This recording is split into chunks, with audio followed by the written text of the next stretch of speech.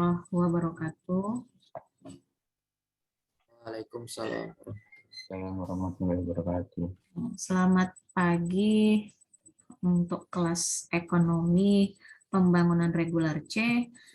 Kembali kita bertemu di mata kuliah pengantar akuntansi 1. Ya, kali ini kita masuk di pertemuan kelima. Oke, adapun yang akan kita bahas hari ini itu mengenai matching konsep dan adjustment. Saya akan langsung share screen-nya supaya bisa kita pahami bersama. Sudah terlihat di layar kalian? Udah, Bu. Udah ya. Oke. Seperti biasa nanti saya minta tolong untuk counting, bantu share screen ya. Bantu screenshot ke saya, kemudian nanti dikirim ke saya ya. Screenshot-nya di akhir sesi atau di pertengahan? Boleh ketika saya menjelaskan, kemudian nanti di akhir juga boleh. Jadi nanti kirim ada beberapa gambar ya. Baik, Bu. Oke, terima kasih. Oke, boleh di-mute dulu yang masih aktif suaranya ya. Nah, kita mulai pembahasan kita hari ini mengenai matching konsep dan proses penyesuaian. Kalau matching konsep ini di Indonesia kenlah apa artinya? Matching. Nggak matching baju kita misalnya. Atau nggak matching lah hari ini seragam kita. Apa artinya matching di sini? Cocok, Bu. Cocok. Keren. Oke. Nggak matching artinya nggak cocok. Nggak, harusnya matching itu cocok, klop, sesuai. Ya, berarti konsep yang di sini dimaksudkan adalah konsep di mana pencatatan itu harus sesuai dengan prinsip dasar dari akuntansi tadi. Apakah dia akan dicatat secara cash basis atau maupun accrued basis. Ya, kalau proses penyesuaian nanti akan kita lihat setelah ini. Kemudian ini tujuan pembelajaran kita hari ini, ya. Bagaimana matching konsep berhubungan dengan dasar akrual dari akuntansi. Kemudian mengapa penyesuaian itu diperlukan dan menjabarkan karakteristik ayat penyesuaian. Kemudian poin yang ketiga itu adalah membuat ayat jurnal penyesuaian atau adjustment entry. Kemudian membuat ikhtisar proses penyesuaian dan membuat neraca saldo disesuaikan atau adjusted trial balance. Ya, yang terakhir adalah menganalisis secara vertikal untuk membandingkan item laporan keuangan dibandingkan dengan rata industrinya.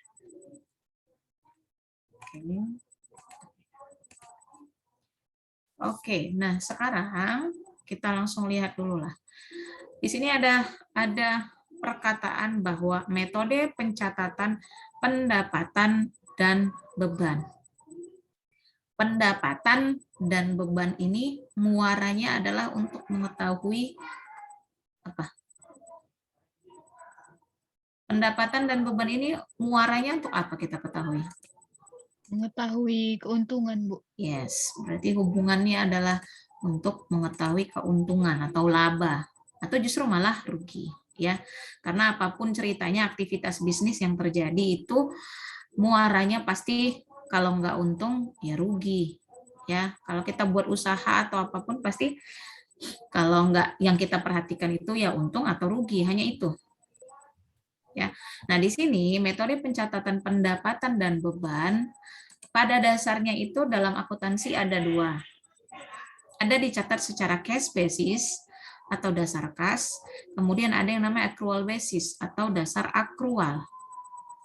Kalau menurut dasar kas, konsep periode akuntansi ini, pendapatan dan beban akan dilaporkan dalam laporan laba rugi periode saat kasnya diterima atau dibayarkan.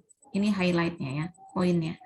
Berarti pendapatan atau beban itu akan dicatatkan pada saat kasnya diterima atau dibayarkan. Sementara kalau accrual basis, ya, pendapatan dilaporkan dalam laporan laba rugi pada saat pendapatan itu didapat. Apa bedanya, Bu? Satu didapat, satu diterima. Yang maksudnya didapat di sini adalah ya setiap transaksi yang menyebabkan perolehan pendapatan, meskipun nantinya, meskipun pada saat terjadinya itu kita belum menerima dalam bentuk cash, fisiknya dari pendapatan ini belum kita dapatkan, tapi sudah diakui secara pendapatan, maka itu langsung kita catatkan. Ya. Beda tadi kalau pada cash basis itu prinsipnya kalau nanti kasnya atau fisik dari pendapatan ini sudah diterima. Nah, makanya dengan kondisi seperti ini lebih condong ya dalam akuntansi itu dan pada perusahaan pun banyak menggunakan sistem accrual basis ya karena akan lebih real. Kalau di sini berarti hanya menunggu saat kasnya masuk atau saat kasnya dibayarkan. Sementara harusnya apapun transaksi itu yang menyebabkan perubahan itu harus segera dicatatkan. Oke, kita lanjutkan sekarang di berikutnya. Nah, ini saya katakan dasar akrual akuntansi dikatakan bahwa tadi pendapatan itu dilaporkan pada saat didapatkan atau di-earn. Ya. Beban dilaporkan saat terjadi. Ya. Kemudian pendapatan dan beban dipasangkan dengan tepat untuk menentukan laba bersih. Kemudian membutuhkan ayat penyesuaian pada akhir periode. Nah, maksud poin pertama dan kedua ini adalah akuntansi itu kan sebenarnya prinsip atau sistem pencatatan sebenarnya. Nah, pada akuntansi itu yang perlu diakui adalah segala pendapatan itu harus segera kita laporkan. Jadi kalau saya bilangnya orang akuntansi itu tidak mau rugi. Ya. Orang akuntansi itu prinsipnya adalah tidak mau rugi. Kenapa? Pokoknya segala sesuatu transaksi atau aktivitas yang menyebabkan pendapatan, maka itu segera kita akui. Tapi sebaliknya, kalau beban justru akan dicatatkan nanti pada saat sudah terjadi. Ya, intinya kalau dia pendapatan, wah saya harus segera mencatatkan mengakuinya. Tapi kalau beban itu nanti di belakang baru dicatatkan. Makanya perlu dilakukan adjustment atau penyesuaian pada akhir periode. Apa dampaknya dari sistem accrual akuntansi ini nanti? Kalau misalnya kita tidak lakukan adjustment, pasti akan terjadi perbedaan atau perubahan pada laporan keuangan, terutama pada laporan laba rugi dan neracanya. Nanti akan kita lihat, ya. Nanti kita akan lihat di sini bagaimana perubahan pada setiap laporan keuangannya.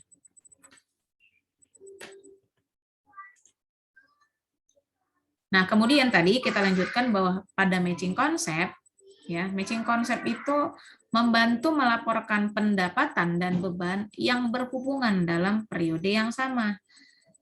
Nah, di sini dikatakan membayar $10.000 kampanye iklan untuk produk yang akan diperkenalkan tahun 2015 ya, sorry. Bukan 2005, tahun 2015.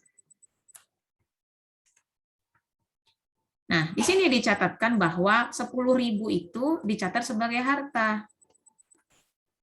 Bagaimana dengan pencatatan di tahun 2015? Ya, dia menjual produk yang diiklankan tadi pada tahun 2015. Maka 10.000 tadi itu langsung dibebankan menjadi dibebankan pada tahun 2015 bersamaan dengan pendapatan, karena pada tahun 2015 itu tadi dia menjual produknya, ya otomatis akan terjadi pendapatan yang diterima sebesar $10.000. Ya, baru setelah terjadi maka itu baru diklaim atau dilakukan pencatatan tadi. Nah, ini nanti ya pada ujian mid semester ya salah satu tugas yang salah satu soal yang akan saya keluarkan itu adalah berkaitan dengan adjustment Dan kemudian Anda saya minta untuk menyusun worksheet atau kertas kerja. Nah, kertas kerja itu kan berisikan data-data pada neraca perusahaan, ya, neraca saldo yang belum disesuaikan, kemudian nanti ada penyesuaian, baru nanti ada penyesuaian neraca, sampai kepada laporan keuangan yang disajikan. Jadi nanti kalian diminta sekaligus mengerjakan itu semua. Ya. Nah, jadi ini perlu dipahami dulu bahwa sebelum dilakukan yang namanya adjustment, ya, perusahaan itu biasanya punya neraca untuk transaksi atau saldo yang belum disesuaikan. Jadi di sini kondisinya tahun 2015 neracanya seperti ini. Ya. Ini belum termasuk dengan transaksi-transaksi yang perlu disesuaikan. Ya, ini kasnya, kemudian piutang dagang sampai kepada beban lain-lain. Nah, nama lainnya dari neraca saldo yang belum disesuaikan ini adalah unadjusted trial balance. Ini di awal nantinya, pada kertas kerja. Ini sudah ditentukan di awal. Kemudian, karena ini katanya belum disesuaikan, berarti kita harus menyesuaikannya nanti dengan transaksi yang terjadi. Nah, penyesuaian itulah yang harus kita catatkan di dalam bentuk jurnal. Jurnal penyesuaian atau namanya adalah adjustment entry. Ya. Kalau jurnal umum kan sudah biasa ya, seperti yang kemarin sudah general entry-nya, misalnya kas pada ini dan seterusnya. Kalau jurnal penyesuaian ini nanti terjadi berdasarkan prinsip-prinsip accrual basis tadi. Kita lihat. Oke. Coba dibaca dulu Nurul. Beberapa apa itu? Beberapa perlengkapan. Yuk, silakan. Beberapa perlengkapan telah digunakan. 31 Desember perlengkapan sebesar $760 masih di tangan. Oke. Nah, ini diketahui saldo pada neraca tadi untuk perlengkapannya. Kita lihat dulu sini ya. Nih, perlengkapan pada neraca yang belum disesuaikan itu sebesar $2.000. Oke. Ternyata pada kondisinya disebutkan bahwa dari perlengkapan 2.000 tadi ternyata semuanya tidak habis. Masih ada tersisa 760 di tangan. Di tangan itu artinya masih tersisa. Ya, kalaulah kita tidak catatkan ini, pasti nanti akan terjadi perbedaan pada laporannya. Kita lihat perlengkapannya tadi 2.000. Rupanya diketahui bahwa perlengkapan tadi masih ada tersisa 760 pada 31 Desember. Otomatis yang terpakai itu berapa? Selisihnya kan 1.240. Maka yang sudah terpakai inilah tadi, yang sudah terjadi inilah yang kita catatkan sebagai beban.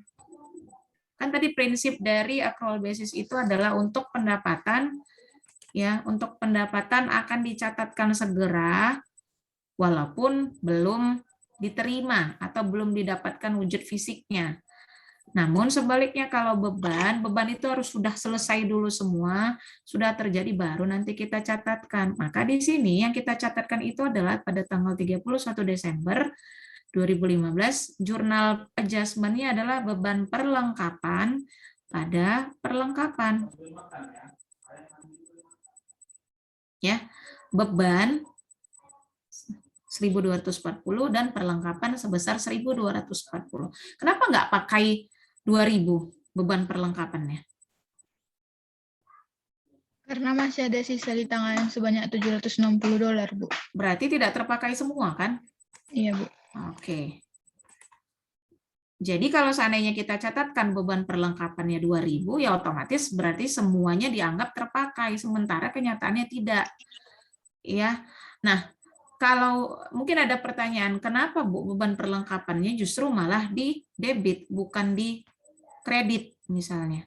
Kalaulah saya buat saya balik jurnalnya, perlengkapannya di debit, beban perlengkapannya di kredit, apa yang terjadi? Kalau perlengkapannya di debit berarti perlengkapannya bertambah, Bu. Iya, perlengkapannya justru bertambah, padahal kenyataannya perlengkapannya kan harusnya berkurang karena dipakai kan? Iya, Ya, Bu. paham ya logika berpikirnya ya. Sehingga jurnalnya itu adalah beban perlengkapan pada perlengkapan. Nah, kalau dicatatkan ya di dalam akunnya, perlengkapan itu saldo normalnya kan berarti di debit ya 2.000 pada awal. Kemudian ternyata terjadi penyesuaian beban perlengkapannya itu ya, beban perlengkapan ya, harus ditambahkan. 1.240 ya. Ini nanti kalian isikan sesuai dengan post reference-nya. 55. Oke. Sehingga 1.240 tadi dicatatkan di sisi debit untuk bebannya 1.240 dan di kredit sebesar 1.240. Maka pada sisi perlengkapan itu ada sisa sebesar $760.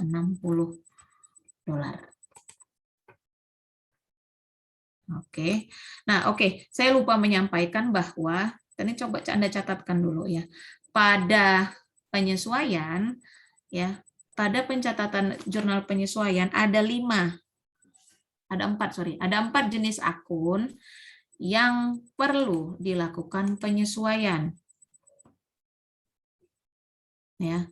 Pada jurnal penyesuaian ada 4 akun yang perlu dilakukan penyesuaian. Yang pertama itu adalah beban dibayar di muka. Beban dibayar di muka. Kemudian yang kedua itu adalah pendapatan diterima di muka. Ya. Kemudian yang ketiga itu adalah pendapatan yang masih akan diterima.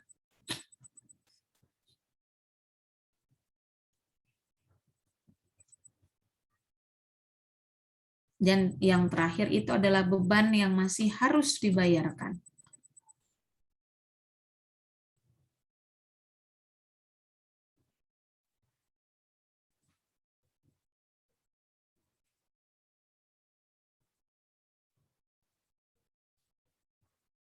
Oke, sudah. Nah, yang pertama tadi kan yang merupakan beban dibayar di muka. Kalau beban dibayar di muka itu contohnya apa yang sering kita lakukan? Beban dibayar di muka. Sewa, Bu. Ya, sewa dibayar di muka atau asuransi dibayar di muka. Artinya kan kita bayarkan dulu, ya baru nantinya akan menyebabkan pengurangan dari pemakaian kita. Ya, oke. Berikutnya kita lihat dulu beban dibayar di muka. Coba bacakan dulu, Alfi. Asuransi apa itu? Di layar saya tertutup karena Coba baca. Bayar di muka untuk 24 bulan pada 1 Desember secara teoritis telah digunakan selama bulan Desember. Oke. Berarti asuransi dibayarkan selama 24 bulan ya. Ya tadi ya, 24 bulan. Oke. Pada neraca saldo, asuransi dibayar di muka itu kan sudah dicatatkan 2.400. Nah, kebetulan karena ini 24 bulan, berarti setiap bulannya itu diakui berapa? 100, karena ini per bulan Desember kan. Pada 1 Desember, secara teoritis telah digunakan selama bulan Desember. Berarti karena ini bulan Desember, hitungannya tinggal 1 bulan. Maka beban yang harus diakui itu adalah 2.400 dibagi 24 dikali 1. Ya, sehingga bebannya itu adalah Rp100. Andai kata kalau saya minta dari bulan Oktober ternyata sudah digunakan. Berapa beban yang harus diakuinya? 22 bulan, Bu. 22 bulan. Oke, saya ulangi. Maksudnya di sini adalah asuransi itu sudah diset dibayarkan untuk selama 1 tahun atau selama 24 bulan. Hanya saja, kita kan kalau bayar asuransi misalnya. Kan itu langsung sudah ditentukan nih, 1 bulan atau bayarnya selama 1 tahun. Sudah? Katakanlah premi untuk 1 tahun misalnya. Kan kita nggak pernah tahu di bulan berapa nanti yang kita akan pakai itu. Ya, seperti saya ada pakai asuransi, saya bayarnya 1 tahun misalnya. Dari setahun itu 24.000. Berarti setiap bulannya harusnya udah berapa diketahui? Harusnya setiap bulannya itu berapa dibebankan? 100 rupiah kan? Dari 2.400 dibagi 24. Nah, ternyata saya mulai makainya itu dari bulan Oktober. Berarti berapa beban yang harus diakui sebenarnya? Beban untuk pemakaian saya tadi, beban untuk pemakaian asuransi saya. 300. Kan berapa? 300, Bu. 300 kan? Dapatnya dari mana? Kan 2.400 dibagi 24 dikali 3 karena Yes. sampai bulan Desember 3 bulan. Yes, jadi seperti itu ya. Nah, karena apa prinsipnya? Kan tadi kembali kalau beban itu berarti nanti kalau sudah kita pakai, sudah terjadi baru dicatatkan. Kan nggak mungkin misalnya kayak kita bayar asuransi lah. Ada yang pakai asuransi nggak di sini? Mungkin orang tuanya ya yang membayarkan asuransinya. Nah, prinsip asuransi itu nggak mungkin kan saya katakan, saya mau bayarnya hanya pada saat saya sakit, misalnya. BPJS sekalipun Anda akan bayar setiap saat, kan, setiap bulannya. Nah, ketika Anda membayarkan itu, berarti itu akan menyebabkan pengurangan pada harta Anda. Anda bayar di depan, asuransi dibayar di depan. Mau makainya kapan, itu nanti belakangan. Makainya kapan itulah yang nantinya perlu di-adjust. Ya, disesuaikan berapa sebenarnya yang kita pakai atau yang kita pergunakan. Sehingga kalau ini secara pencatatan asuransi dibayar di muka ini kan masuk pada akun harta kan. Kalau beban asuransi masuk pada akun apa? Beban. Jadi kalau secara laporan keuangan ini berada pada titik ini berada pada laporan apa? Saya mintanya supaya Anda langsung nangkap. Asuransi dia bayar di muka ini di laporan-laporan mana dia muncul ini? Dari laporan keuangan. Asuransi dibayar di muka. Harta itu masuknya ke mana? Aktiva, Bu. Oke, Aktiva itu di laporan apa dia adanya? Laba rugi. Apakah di laba Neraca, rugi? Bu. Yes. Berat. Enggak ada, jangan neraca saldo ya, neraca. Ya, masih neraca. Oke. Nah, ini adalah kalau asuransi dibayar di muka ini efeknya itu adalah pada harta kita. Sehingga kalau harta itu adanya di neraca. Nah, kalau beban itu kan ada pada akun beban. Beban itu munculnya di laporan mana? Di Laba rugi. yes, laba rugi ya. Jadi sehingga jurnalnya itu adalah pada 31 Desember, maka beban asuransi yang kita akui karena sudah kita pakai Rp100 di debit, kemudian asuransi dibayar di muka Rp100. Ya. Maka kalau dibuat di akunnya sederhana saja. Ya, asuransi dibayar di muka 2.400. Kemudian beban asuransinya tadi dikenakan Rp100 dari pemakaian. Dan yang pada akhir untuk asuransi dibayar di muka berkurang sebesar Rp100. Oke. Nah, ada tidak dampaknya ini tadi? Apakah ada dampaknya kalau misalnya, Bu, saya nggak mau lah nyatatnya, Bu. Saya tidak perlu mencatatkan ini tadi. Ada tidak pengaruhnya? Ada. Ya. Kalau tidak kita catatkan pasti ada dampaknya. Apa dampaknya? Sekarang saya lihat di sini. Sudah, kalaulah seandainya saya tidak catatkan beban asuransi ini, ya, kalau tidak saya catatkan beban asuransi, apa yang terjadi? Apakah bebannya akan kebesaran atau kekecilan? Kekecilan, Bu. Kekecilan. Oke. Sepakat semua kekecilan atau ada yang punya versi lain? Kebesaran, Bu, harusnya.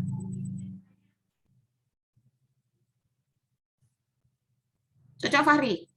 Beban asuransi kalau tidak, saya nggak mau adjust lah, saya nggak mau catatkan. Apa yang terjadi? Bebannya kebesaran atau kekecilan? Jadi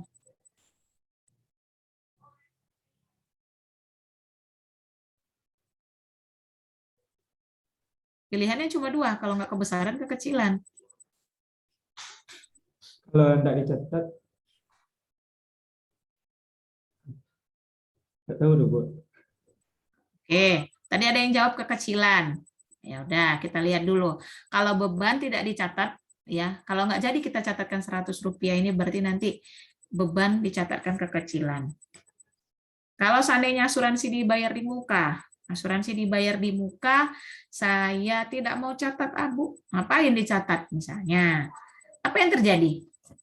Pada akun neraca di bagian harta, kebesaran atau kekecilan nanti? Kebesaran, Bu. Kebesaran. Oke, kita lihat di sini berarti. Nah, pengaruhnya tadi kalau seandainya kita tidak lakukan penyesuaian, ya, karena tadi beban, ini kenapa 1.340? Ini langsung dijumlahkan tadi antara 100 rupiah, kan 1.340. Transaksi sebelumnya kan 100 rupiah untuk asuransi tadi ya, beban asuransi, dan 1.240 untuk beban perlengkapan. Ya benar ya. Jadi ini dicatat, dia menjelaskan sekaligus saja. Ini 100. Mundur lagi lah. Ini 1.240. Jadi dia tidak klasifikasikan beban apa, yang penting beban katanya. Nah, ini dia tadi dampaknya. Kalau kita tidak catatkan beban tadi, baik beban perlengkapan ataupun beban asuransi misalnya, ya, yang terjadi adalah bebannya kekecilan. Ya, beban kekecilan karena nggak kita catatkan. Nah, apa dampaknya kalau bebannya kekecilan? Pasti laba bersihnya kelebihan. Dapat nggak ininya, gambarannya? Harusnya tadi beban di awal kalau kita tidak lakukan adjustment tadi, ya, kita tidak lakukan adjustment, pasti beban tidak kita catatkan kan? Dari dua beban tadi, beban perlengkapan dan apa satu lagi? Dan beban asuransi tadi. Asuransi. Tidak kita catatkan, nggak perlu, kita tidak perlu ada adjustment misalnya. Apa yang terjadi? Berarti beban kita itu akan kekecilan sebesar 1.340 karena kita tidak mengakuinya sebagai beban. Padahal sebenarnya itu merupakan beban yang harus kita catatkan. Otomatis dampaknya pasti ke laba bersih. Laba bersihnya jadi kelebihan. Ya, sebaliknya kalau bebannya kebesaran, dampaknya ke laba apa?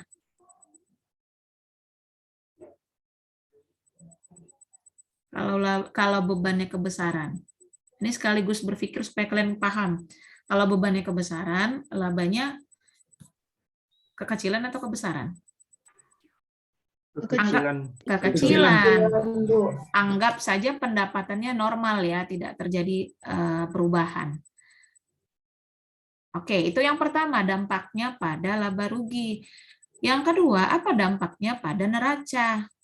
Ya, berarti kalau tadi misalnya kita tidak catatkan, otomatis harta kita akan kelebihan sebesar 1.340 berasal dari asuransi dibayar di muka sama ditambah apa tadi perlengkapan ya. Oke. Nah, kalau harta kita kelebihan, katakanlah kewajiban ini disajikan dengan benar. Otomatis ekuitas kita atau modal kita akan kelebihan sebesar 1.340. Ya, jadi terjadi salah pencatatan di sini. Oke, yang kedua, kita lihat dulu. Yang kedua itu adalah pendapatan diterima di muka tadi saya katakan. Ya, akun yang membutuhkan penyesuaian. 3 bulan sewa sebesar 360. Ya, 3 bulan sewa sebesar 360 diterima tanggal 1 Desember. Pada tanggal 31 Desember 120 telah diakui sebagai earn atau pendapatannya. Ya. Otomatis kalau 360 untuk 3 bulan, maka setiap bulannya adalah 120. Ya. Nah, jadi di sini diterima tanggal 1 Desember. Ya. Untuk 3 bulan ke depan. Otomatis dari 1 Desember ke 31 Desember kan itu hitung 1 bulan kan? Iya kan? Ya, mana? Sementara ini kan kita mau catatkan untuk 31 Desember 2015. Otomatis sewa diterima di depan kita dapatkan 120. Ya. Sewa diterima di muka kita dapatkan 120. Pendapatan sewa ya dikredit sebesar 120. Paham ya maksudnya di sini ya. Ini misalnya saya mau nyewa ya. Saya mau nyewa di bulan Desember, Januari, Februari. Sudah, karena yang perlunya ini kan di bulan Desember karena kita mau closing. Sudah, maka yang saya catatkan itu adalah ya bukan saya, si Ripka misalnya. Ripka sebagai yang punya gedung untuk disewakan, otomatis dia akan mencatatkan sebagai sewa diterima di muka pada bulan Desember itu 120 kan? Ya, pendapatan sewanya 120. Walaupun nantinya ini belum terjalani oleh si penyewa, belum saya jalani sampai 3 bulan. Tapi kan prinsipnya orang kalau sewa kan harus di depan dulu dibayarkan. Kan nggak mungkin nanti saya sewa dulu ya, saya rasakanlah dulu enak atau enggaknya misalnya, bagus atau enggaknya gedung ini. Kalau nanti nggak cocok nggak perlu, nggak jadi saya bayar, nggak bisa seperti itu ya. Dibayar di depan maka nanti baru akan dijalani. Bagi yang punya gedung misalnya itu akan dicatatkan di awal sebagai pendapatan, nantinya akan berubah menjadi beban. Oke, pencatatannya adalah sewa diterima di muka tadi di saldo awalnya, saldo balance-nya itu ada 360 ya di neraca saldo tadi. Kemudian terjadi adjustment bahwa 1 Desember yang telah dijalani itu sebesar 120 di debit, otomatis ya ada perbedaan di sini. Sewa diterima di muka selisihnya adalah 240. Kemudian pendapatan sewa ya, pendapatan sewa tidak ada ya, di neraca tadi belum ada, muncul dia 31 Desember sebesar 120. Apa pengaruhnya? Lagi, kalau seandainya tidak mau saya catatkan, ini bagaimana Bu kalau tidak saya adjust? Apa dampaknya? Ingat, dampaknya pasti pada laba rugi atau pada neraca. Pada laba rugi bagaimana? Bebannya kekecilan, Bu. Bebannya? Kekecilan. Kecilan, Bu. Kekecilan. Labanya? Labanya kekecilan juga, Bu. Kebesaran, Bu. Nah, pilihannya cuma 2, kalau nggak kebesaran kekecilan. Kebesaran. Oke, coba lihat di sini. Bukan beban. Ini kan sebenarnya bukan beban kan. Sewa diterima di muka itu beban atau pendapatan? Pendapatan. Pendapatan. Ya. Oke, berarti di sini kalau tidak saya catatkan pendapatan saya, otomatis pendapatan saya kekecilan kan? Kalau pendapatan saya kekecilan, normalnya beban tidak terjadi perubahan, berarti laba saya kebesaran atau kekecilan? Kekecilan, Bu. Kekecilan. Nah, udah ngerti kan? Ya, kalau pendapatan saya nggak saya catat, otomatis kan kekecilan pendapatan saya. Pasti laba bersih saya kekecilan. Sebaliknya kalau pendapatan saya kebesaran, berarti laba bersih saya kebesaran. Oke, sekarang kita ke bagian neraca. Nah, neraca. Neraca di sini pendapatan sewa ini kan masuk di dalam ekuitas kan?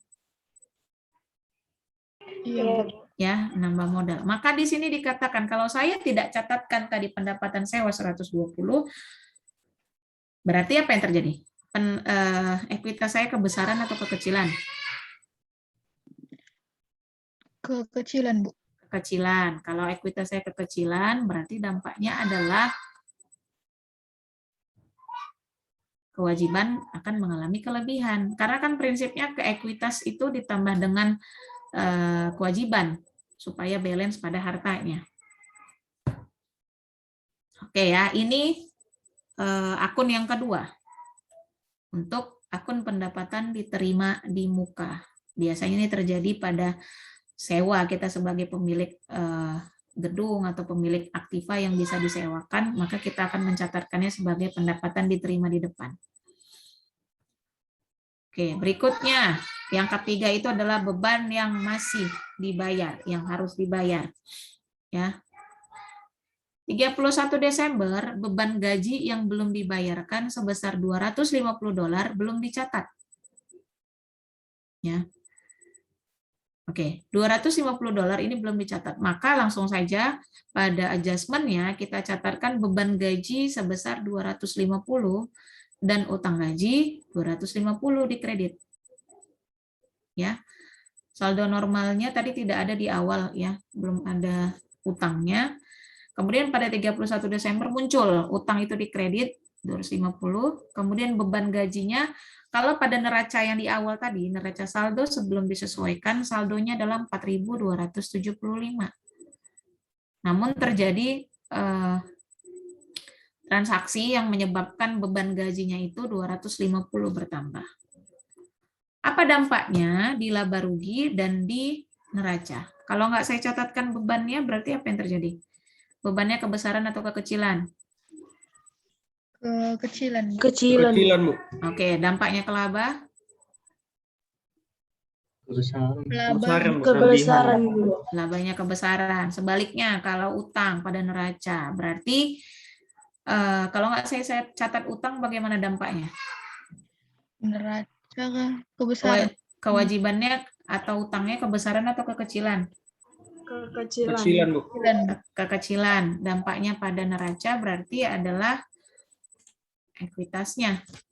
Ya, kalau kewajibannya kekecilan 250, maka ekuitasnya kelebihan sebesar 250. Karena kan prinsipnya kewajiban sama ekuitas itu harus ditambahkan.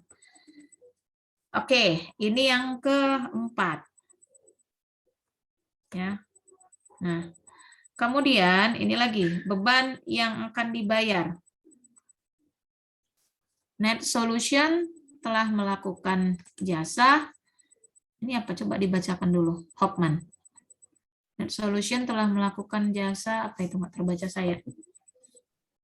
Net Solution telah melakukan jasa senilai $500 selama Desember dan belum dibuat tagihannya untuk pelanggan. Oh, berarti si Net Solution telah melakukan jasa ya. Sudah melakukan jasa selama senilai $500 dalam bulan Desember itu. Misalnya dalam bulan Desember si Hokman ini sudah sudah ngasih jasa, misalnya jasa reparasi apa gitu di tempat lain. Tapi belum dibuat tagihannya untuk pelanggan. Nah, kalau tadi pencatatan secara cash basis, pasti nanti kita catatkan kalau misalnya dapat duitnya. Tapi ini kan enggak. Ini nggak kita catatkan karena kas-nya ya kita nggak tahu apakah nanti sistem pembayaran dari misalnya customer-nya si Hokman tadi, aku bayarnya utangan nanti ya Bang ya, aku bayar misalnya. Kamu si Hokman udah ngasih jasa, ya, terus si customer-nya bilang, Bang nanti aku bayarnya ya Bang ya. Sudah.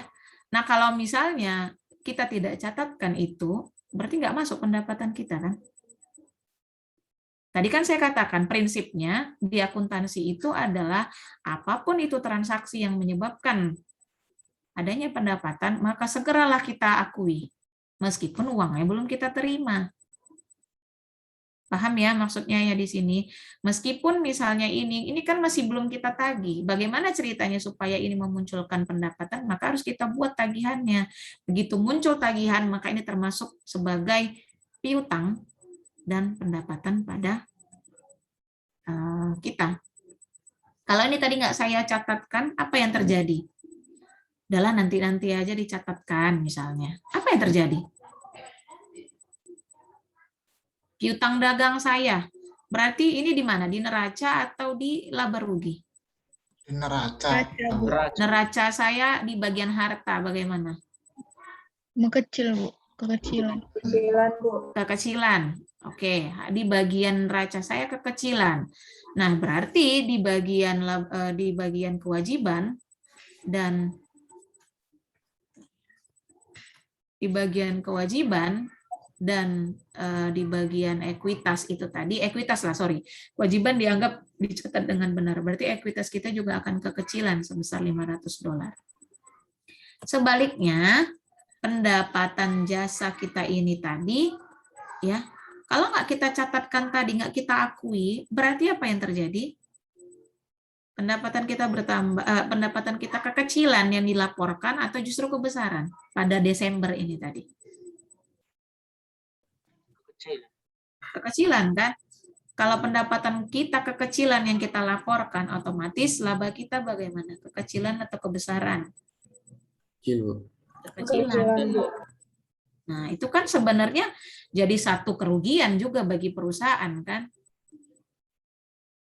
Ya, makanya pada prinsip akuntansi tadi, semua transaksi yang menyebabkan perubahan pada pendapatan, meskipun belum diterima, itu harus segera kita catatkan. Nggak mau rugi nih orang akuntansi. Sebaliknya kalau beban, nanti udah dijalani baru nanti kita catatkan. Ya, oke. Ini 4 akun tadi. Selain 4 akun itu, ada juga yang namanya aset tetap atau fixed asset. Nah, ini kan aset, berarti masuk di neraca kan sebenarnya. Ya, ini masuk dalam klasifikasi akun harta. Nah, akun harta ini berarti dia berada pada bagian bawah. Artinya apa? Akun yang tidak lancar. Karena proses perubahannya untuk menjadi cash itu butuh waktu lama. Beda dengan cash piutang, itu segera bisa langsung didapatkan dalam bentuk cash liquid ya, untuk menyelesaikan kewajiban kita.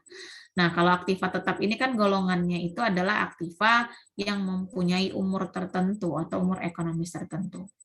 Nah, penggolongannya pada aktiva tetap itu ya, dan satu lagi saya lupa, aktiva tetap ini biasanya physically-nya besar, nominalnya besar, ya, fisiknya besar, kemudian nominalnya besar. Artinya untuk memperolehnya ini ya diperlukan dana yang cukup besar. Beda tadi kalau perlengkapan. Kalau perlengkapan contohnya apa? Buku, kertas, kemudian apa lagi? Yang kecil-kecil lah, yang sifatnya juga rutin. Tapi kalau misalnya aktiva tetap nggak bisa rutin kita beli. Apakah misalnya mungkin rutin gedung setiap 3 bulan sekali beli gedung perusahaan? Enggak ya. Jadi bedakan, kalau pada perusahaan mungkin bisa seperti printer dan sebagainya, itu kan masuk dalam golongan masih perlengkapan karena masih bisa dipakai dan di sifat pemakaiannya lebih cepat. Nah, ada ini kita secara umumnya saja ya, karena kalian hanya belajar PA, pengantar akuntansi. Kalau di akuntansi ini harusnya lebih detail lagi, ada penggolongan aktiva tetap berwujud, tidak berwujud. Jadi khusus kalian ini hanya yang berwujud aja. Oke, kalau berwujud berarti contohnya itu adalah ada tanah, gedung, apalagi yang besar-besar apa? Mesin, kendaraan, apalagi contohnya? Gudang, ya itulah itu sebagainya, yang besar-besar pokoknya. Ya, nah aktiva tetap ini punya umur dia. Loh, umur seperti manusia dong, Bu, misalnya. Nah, umur di sini adalah batas si aktiva ini mampu memberikan atau memberi nilai tambah atau nilai ekonomis bagi penggunanya. Saya contohkan misalnya kalau manusia lah, kalau kita pikir bersama-sama, mengapa pekerja itu, karyawan atau pegawai negeri itu ada batas pensiunnya. Ya kan? Ada batas pensiunnya nggak orang tua kita ini? Ada, Bu. Ada. Berapa lah umur pensiunnya itu biasanya? 60. 60 ya. Kalau PNS 58 biasanya. Kalau dosen itu 60, 65 bahkan sampai 70 bisa. Nah, ini kita bercerita normalnya ya, usia sampai 50 sampai 60 tahun misalnya. kalau dipikir-pikir, kenapa perlu dilakukan itu pembatasan terkait dengan umur masa aktifnya dari si individu ini tadi? Karena ada batasan produktivitas, ya kan? Individu itu sebenarnya kalau di usia sudah di atas 50 tahun secara kinerja menurun atau tidak? Menurun, Bu. Menurun kan? Umur ekonomisnya berkurang itu terus. Kecepatan kerjanya, kemudian apalagi daya ingatnya, fleksibilitasnya, terus apa adaptasi teknologinya, wah udah jauh berkurang. Sehingga ada perlu diberikan batasan sampai umur sekian. Kalau manusia, andai kata manusia kita susutkan, wah ya akan berapa banyak itu yang mau kita hitung, tapi itu tidak. Nah, ini hanya contoh sederhana. Tapi kalau kita kembali ke perusahaan itu, ya aktiva-aktiva besar ini tadi itu punya umur terbatas, punya umur ekonomis. Bukan berarti setelah dia dipakai lewat umur ekonomisnya nggak bisa dipakai, buang. Tidak. Artinya di sini adalah batas dari si barang ini tadi mampu memberikan nilai manfaat maksimum dia. Ya, setelahnya mungkin lewat dari batas umur ekonomis barulah mulai banyak terjadi kerusakan. Contohnya mesin misalnya. Mesin, mobil lah misalnya, mobil lebih gampang. Kendaraan. Mobil itu berapa umur ekonomisnya? 5 tahun. 5 tahun pada umumnya. Ya, ini kita bercerita pada umumnya. 5 tahun pertama kendaraan itu masih bagus kan kondisinya. Dari pertama kita beli sampai dengan kondisi 5 tahun itu masih oke lah. Ini di luar kondisi kalau tertabrak itu lain cerita ya. Tapi secara performanya itu 5 tahun itu masih oke. Di bawah 5 tahun udah mulai banyak terjadi kerusakan. Ya, yang mau inilah yang perlu di-tune up lah, yang blow dan segala macam yang terjadi. Nah, makanya untuk di negara-negara maju, kendaraan itu biasanya nggak usah jauh-jauh lah negara tetangga kita. Sebelum ini ya, sebelum kondisi pandemik. Biasanya udah umur mobil sekian tahun dah, mereka langsung ini lagi. Ganti. Beda kalau di Indonesia dengan iklim atau dengan perekonomian yang masih menengah ke bawah. Menengah lah saya bilang, nggak menengah ke atas. Punya mobil kalau bisa masih dipakai, itu prinsip orang Indonesia. Kalau masih bisa dipakai akan terus kita pakai. Walaupun efeknya adalah akan banyak biaya-biaya yang kita keluarkan nanti untuk merawat atau memaintain dari si aset ini tadi. Makanya kalau pada perusahaan-perusahaan besar, misalnya seperti di perbankan, ini contohnya lah, ya mobil-mobil itu sekarang, mobil operasional itu mereka sudah prinsipnya tidak membeli lagi. Mereka lebih banyak menggunakan sistem leasing, sewa. Sudah siap sewa gini, udah ganti lagi yang baru. Jadi nggak perlu, kalau kita beli kan berarti otomatis perawatannya semua kita yang tanggung kan berarti. Sementara kalau pada pakai sistem leasing itu kita hanya memakai, nanti kalau ada kerusakan kita ganti lagi. Itu teknik yang digunakan oleh perusahaan-perusahaan. Oke, di sini dikatakan tanah itu tidak punya umur yang terbatas. Nah, khusus untuk tanah, ya, tanah itu tidak perlu disusutkan. Kenapa? Karena tanah itu nilainya tetap naik. Kecuali terjadi yang namanya bencana. Kalau bencana itu excuse lah di luar. Tapi pada kenyataannya memang kan kalau tanah itu harganya pasti tidak akan pernah turun. Itulah sebabnya kenapa harga mobil, mesin, handphone, dan semualah aktiva yang kita pakai ini, kalau sudah pernah kita pakai, itu langsung turun kan nilainya. Ya, kecuali tanah, hanya tanah yang ibaratnya orang sering gunakan investasi di situ. Karena nilainya terus bertambah.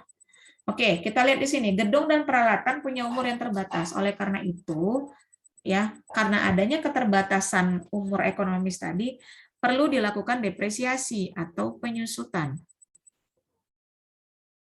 Ya, penyusutan inilah nanti yang akan dicatatkan di dalam adjustment. Oke, khusus ini hanya sebagai pengantar saja. Kalau pada kalau pada aktiva berwujud, ya aktiva berwujud yang normal seperti gedung, mesin, peralatan dan sebagainya, itu namanya yang di adjustment itu adalah penyesuaian untuk depresiasi atau penyusutannya. Penyusutan itu disebut depresiasi, tapi kalau pada aktiva misalnya yang terjadi karena kondisi alam, ya misalnya seperti barang tambang, galian, minyak bumi dan sebagainya, itu kan merupakan ini ya apa namanya aktiva yang terjadi dalam kurun waktu lama dan memang terjadi secara alamiah atau sumber daya alam. Itu nama penyusutannya adalah bukan depresi, bukan depresiasi, namanya adalah deplesi. Ya, dan yang terakhir, selain yang berwujud, ada yang nggak berwujud. Ada, contohnya apa? Nama tokonya, Bu. Ya.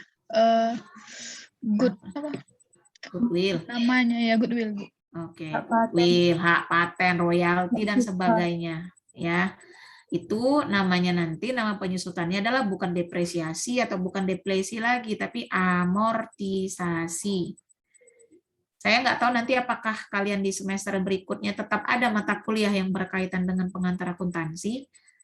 Ya, kalau nanti ada, biasanya itu ada kelanjutan dari pembahasan mengenai aktiva ini. Oke, sudah ya, ini pengantar saja. Nah, ini dikatakan net solution mengestimasi penyusutan peralatan kantor sebesar $50 untuk bulan Desember. Ya. Nah, beban jurnalnya itu adalah adjustment-nya, beban depresiasi sebesar $50 dan akumulasi depresiasi untuk peralatan kantor sebesar $50. Ya. Akumulasi depresiasi itu saldo normalnya ada di kredit $50. Kemudian beban depresiasinya saldo normalnya ada di debit. Jadi tambahkan nanti ya akun yang memerlukan penyesuaian itu selain yang 4 tadi itu ada yang namanya aktiva. Aktiva tetap itu perlu di-adjust. Ya. Penyusutan itu perlu di-adjustment. Oke, sehingga kalau tidak saya catatkan tadi beban depresiasi untuk peralatan kantor, apa yang terjadi? Bebannya kebesaran atau kekecilan? Kekecilan, Bu. Kekecilan. Kalau bebannya kekecilan berarti laba saya kekecilan atau kebesaran? Kebesaran. Kebesaran. Ya, berarti labanya kebesaran. Oke, nah akumulasi depresiasi ini kan berada pada akun neraca dia, pada akun harta. Otomatis kalau tidak saya catatkan tadi, ya harta akan terjadi kelebihan sebesar 50, ya. Kemudian maka anggaplah kewajiban kita sajikan dengan benar, maka ekuitasnya akan mengalami kelebihan sebesar $50. Nah, inilah dia. Dari yang di awal tadi tanggal 31 Desember ya, ternyata perusahaan sudah mencatat neraca saldo yang belum disesuaikan, kas, piutang dagang, perlengkapan dan sebagainya. Kemudian pas dicek kembali, oh ternyata ada beberapa penyesuaian yang belum kita catatkan. Maka dampak dari jurnal penyesuaian tadi akan berubah pada neraca saldo. Itulah yang kita sebut sebagai neraca saldo disesuaikan atau adjusted trial balance namanya. Kasnya nanti coba diingat dari transaksi tadi ada nggak dampaknya ke kas? Tidak ada ya. Tadi yang saya ingat itu ada yang berubah adalah di piutang. Ya.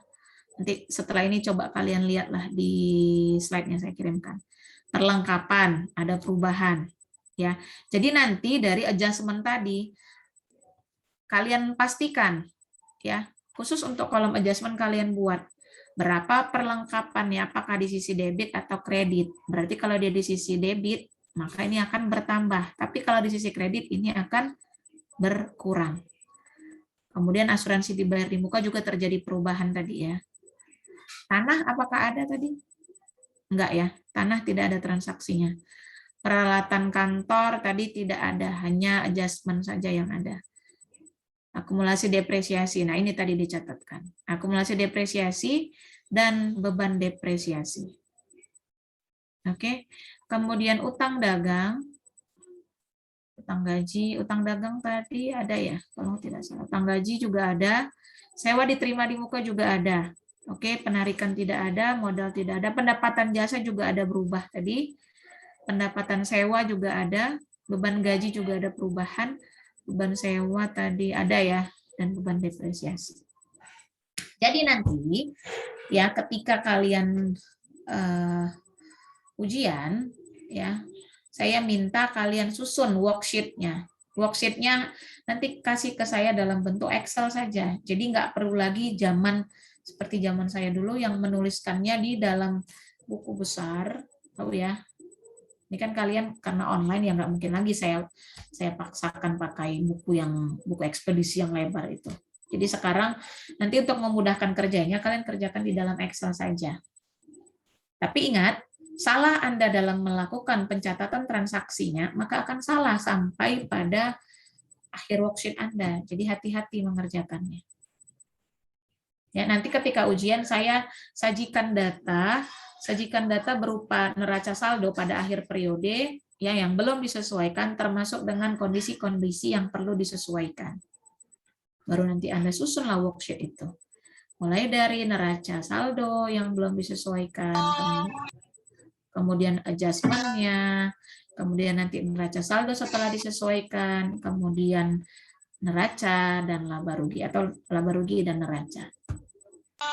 Hanya itu. Untuk memudahkannya Anda pakai Excel saja. Atau mau saya minta ditulis di kertas? Nggak usah ya. Cuma saya minta karena ini pakai Excel, saya minta komitmen pada dirinya masing-masing. Jadi nanti sepanjang ujian saya minta Anda standby di situlah ya.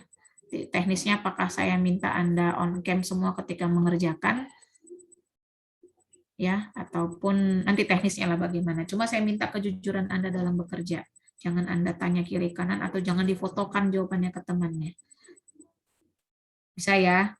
Saya yakin kelas ini anaknya jujur-jujur ya, calon pemimpin yang akan jujur di masa depan. Jadi tolong saya minta keseriusannya. Jadi nanti Anda kerjakan seperti ini. Karena kalau zaman saya dulu ya, ini dicatat di dalam kertas, salah itu nggak boleh salah. Kalau salah itu nggak boleh ditipex, harus diparaf.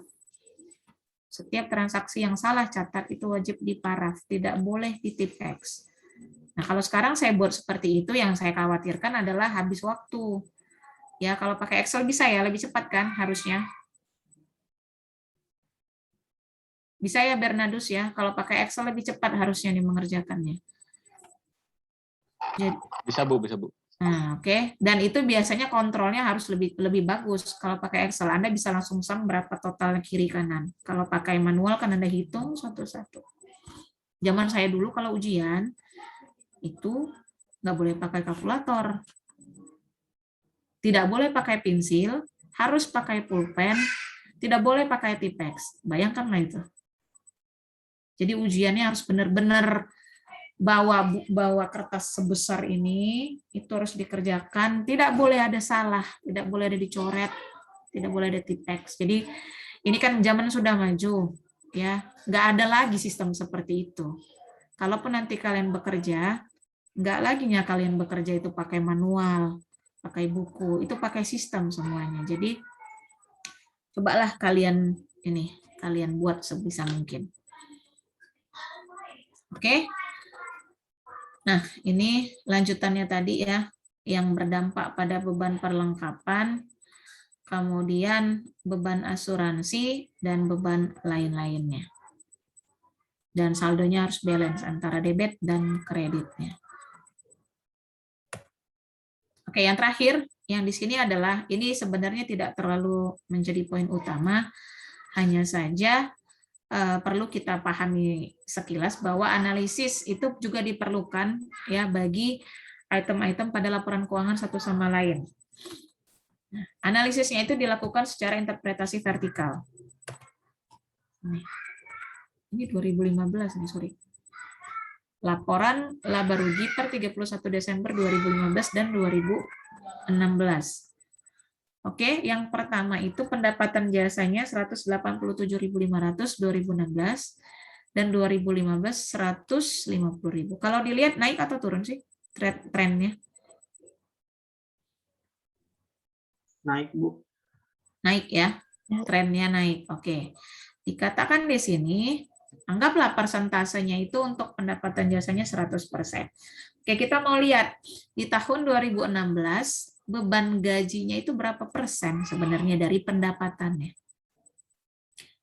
Berapa rumusnya, Bernardus? Berapa persen beban gaji dari pendapatannya itu?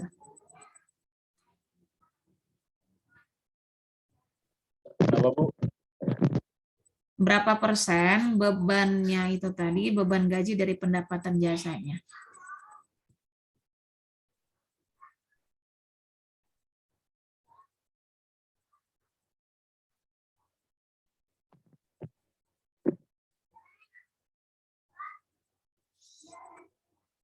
Ini tadi nggak menyimak, saya lihat dia sibuk entah berbicara, saya nggak paham lah. Ngapain tadi Bernardus?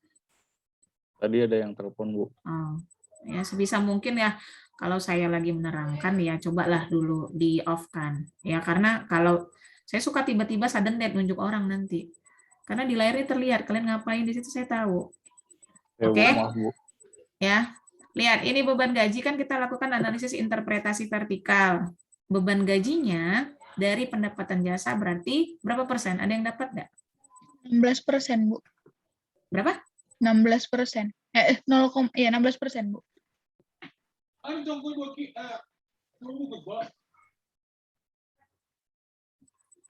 Oke, coba kita lihat 16%. 60.000 dibagi 16% dari mana datangnya? Hani. Total laba bersih dibagi sama total laba bersih di bulan di 2016 dikurang 2015, Bu, baru dibagi 2016. Oke, kalau saya hanya mintanya berapa persentase gaji ya, beban gaji dari pendapatan jasanya. Berarti cukup ini. 60.000 bagi 187.500. Hasilnya apakah pas 32%? Coba sama-sama kita hitung. Mana tahu saya salah.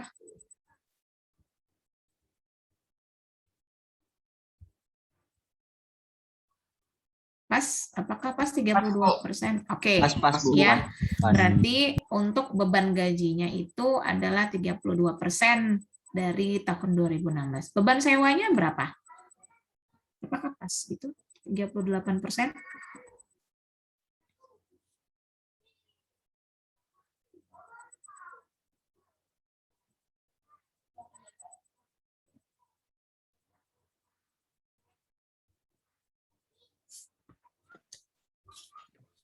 Salah, Bu. Salah. Coba cek kembali. Apakah saya juga apa namanya? Harusnya berapa persen itu? 8%. 8 ya. 8% ya. Iya, sorry. Ini saya salah ketik. Berarti 15.000 dibagi 187.500. Oke, ya nanti kita hapus saja. Kemudian beban utilitas berapa?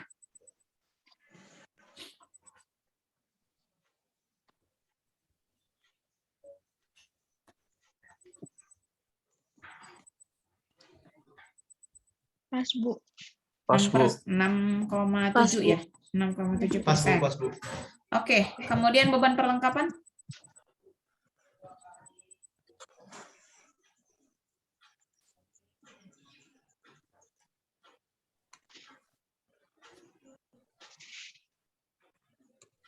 Pas, Bu. Pas, Bu. 1,4 ya. Yang terakhir beban lain-lainnya? Pas, Bu. 1,2 ya. Oke. Nah, itu juga sama halnya dengan tahun 2015 ya. Coba sekilas aja beban sewanya pas tidak itu? 12.000 harusnya pas ya.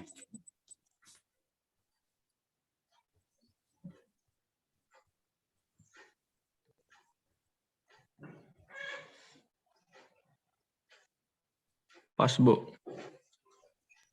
Pas ya, 80%. Oke. Oke, dah. Jadi sebenarnya pun tanpa menggunakan persentase, secara sekilas kita juga bisa lihat ini ada terjadi kenaikan. Hanya saja kan kalau di dalam kita bekerja itu kita nggak bisa langsung bilang, oh ini naik misalnya. Kan harus ada statement dalam bentuk persentasenya berapa kenaikannya. Ya, ini yang kita lihat. Justru di sini yang terjadi adalah net income-nya malah, coba lihat net income-nya malah jadi turun kan? Net income-nya mengalami penurunan. Kenapa itu kira-kira? Net Mungkin income-nya malah turun. karena kesalahan persentase di beban sewa tadi, Bu. Kesalahan persentase di beban. Coba kalau misalnya di beban sewa ya. Halo, datang lagi. Coba kita lihat total bebannya berapa? Persentase bebannya tadi. Untuk yang 2016 aja kita bahas. 8%. Berapa? Total beban ya, total beban operasinya. Berapa persennya? Tadi saya ada yang salah ketik mungkin.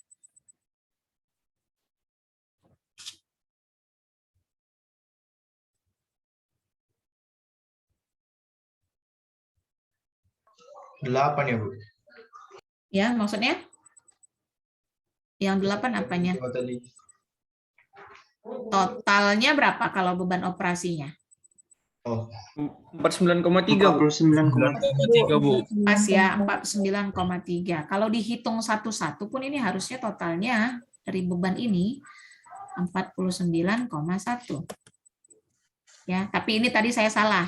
Ini harusnya 8%, bukan 38. Nah, kenapa? Saya ulangi lagi sekarang. Kenapa justru kalau kita lihat sekilas nih, naik kok, kita bilang terjadi kenaikan pada jasa, pada pendapatannya dan pada bebannya. Tapi ketika dipersentasekan justru net income-nya turun. Kenapa?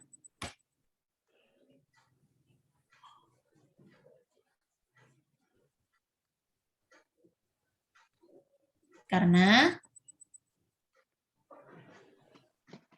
terjadi kenaikan laba, Bu, tadi dari 2015 ke 2016. kalau naik laba, mestinya net income-nya kenapa jadi turun persentasenya?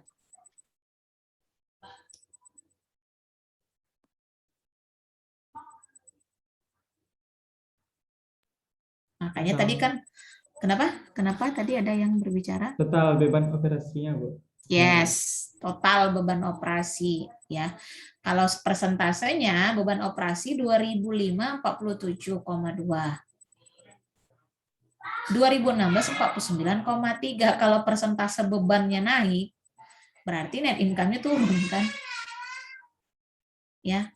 Makanya perlu dilakukan persentase seperti ini supaya kita jelas melihatnya angkanya. Tapi kalau ini tadi tidak ada, saya tutuplah persentasenya ini nggak ada.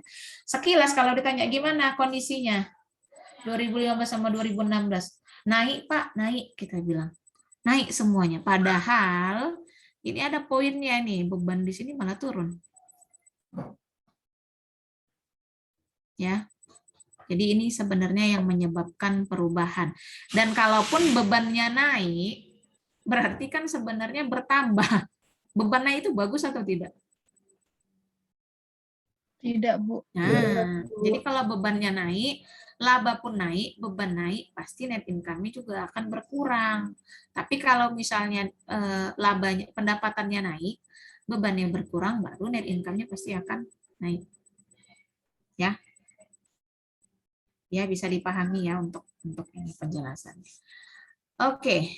Nah, ini summary-nya lah sesuai dengan yang tadi. Berarti kalau secara, saya ulangi, untuk di akuntansi itu metode pencatatan pendapatan dan beban pada umumnya ada dua, ada cash basis dan ada accrual basis. Tapi yang sering kita pergunakan itu adalah menggunakan konsep accrual. Ya, konsep accrual itu adalah konsep yang real berdasarkan transaksi yang terjadi. Oke, berikutnya yang kedua, matching konsep itu menghubungkan pendapatan dengan beban yang terkait dan dilaporkan pada periode yang sama. Kemudian yang ketiga, neraca saldo yang belum disesuaikan tadi, ya, ditambah ayat jurnal penyesuaian atau adjusting entry tadi, itulah yang disebut sebagai neraca saldo disesuaikan. Jadi kalau saya misalnya mau menyusun laporan keuangan berupa laba rugi ataupun neraca, ya posisinya ini harus disesuaikan dulu. Ya, makanya nggak boleh kita skip tahapan adjustment-nya. Kalau kita skip adjustment, kita langsung pakai neraca saldo ini, berarti salah pekerjaan kita.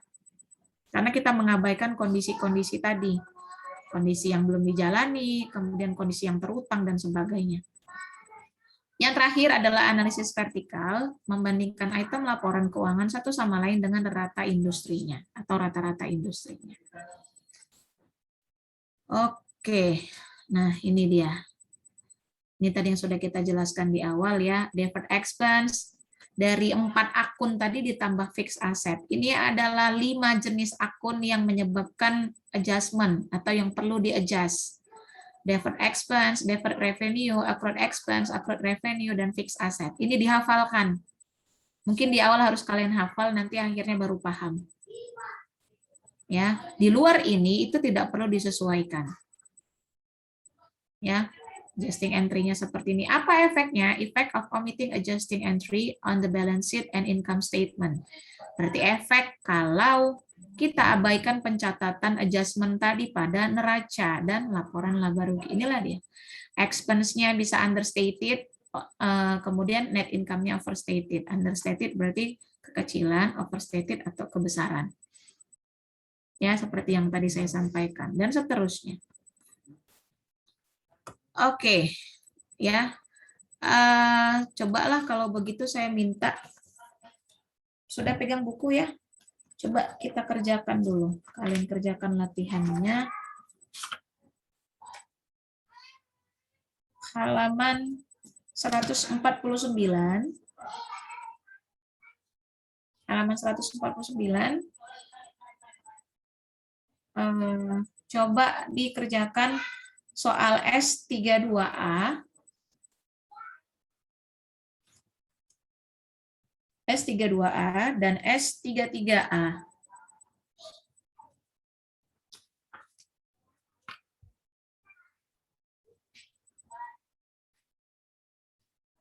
Sudah? S32A itu pajajaran realty ya. Kemudian yang 33 itu Andal Repair and Service. Ada Hadinata? Ada, Bu. Ada ya, sudah terlihat di bukunya masing-masing. Oke, kurang banyak atau cukup? Cukup, Bu. Oke, ya. Silahkanlah dikerjakan. Setelah ini ada perkuliahan masuk? Tidak? Tidak ada, Bu. Tidak ada. Oke, saya minta nanti kalian paling lambat kumpulkan itu hari Rabu ya. Paling lambat hari Rabu. Iya, Udah Bu. lama sekali, Bang. Baik, Bu. Buatnya di Excel atau di kertas, Bu? Terserah mana enaknya. Kalau memang bisa, kerjakan di Excel saja supaya lebih mudah. Kalau mau di kertas juga boleh dicatat, itu bebas. Kalau mau Anda buat pertinggal boleh, itu terserah Anda. Tapi saya minta kembali kejujuran Anda ya bekerjanya. Dikerjakan. Sudah? Nanti mungkin di pertemuan ke minggu ke-6 kita akan buat kertas kerjanya. Belajar buat kertas kerja dulu. Ya, saya nanti sambil cek lah kondisinya bagaimana supaya nanti ketika ujian sudah oke semua. Bu, izin SS lagi, Bu. Boleh, silakan. Silakan Bantuin teman-teman. SS.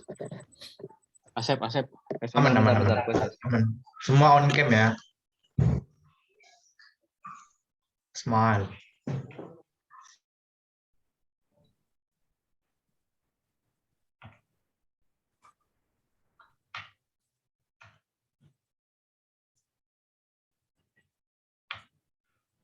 Sudah?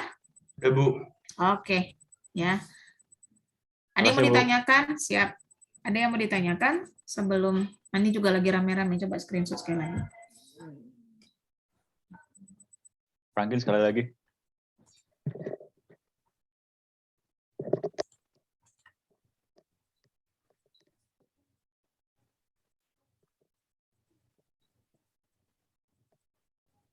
Udah, Bu.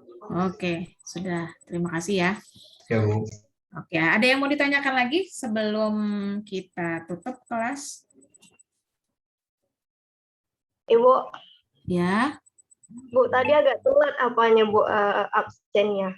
Oh, absen masih ada terbuka itu belum saya tutup. Oke, makasih ya Bu. Oke. Ada yang mau ditanyakan? Ya. Kalau tidak ada, silakanlah kalian kerjakan. Masih ada waktu ya, itu 1 jam lagi. Bahkan harusnya hari ini bisa selesai itu pekerjaannya. Sebelum lupa, prinsipnya itu sebelum lupa kerjakan langsung. Nanti kalau udah siap kelas saya, Anda tutup, udah tutuplah itu semua. Lupalah Anda apa yang mau Anda kerjakan.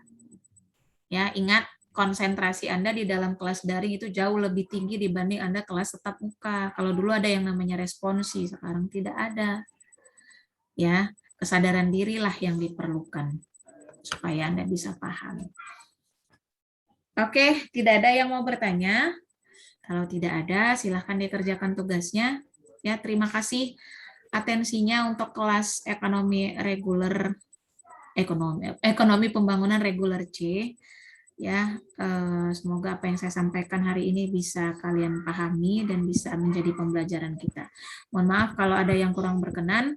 Saya tutup perkuliahan hari ini dengan ya. Maaf Ibu, nanti yang slide yang tadi sama recordnya dibagiin nggak Bu? Saya share biasa. Di Google Classroom. Yes, enak kan? Baik kali dosennya dikirimkan, kemudian dibuat ini. Cuma saya minta jangan karena saya baik hati kalian tidak mau ini ya, karena ini saya bilang saya nggak akan mau lagi yang namanya konsep saya dulu ketika kuliah itu saya terapkan lagi, beda zamannya. Yang ada nanti kalian, wah ibu ini terlalu begini. Ya, saya share nanti coba dipelajari.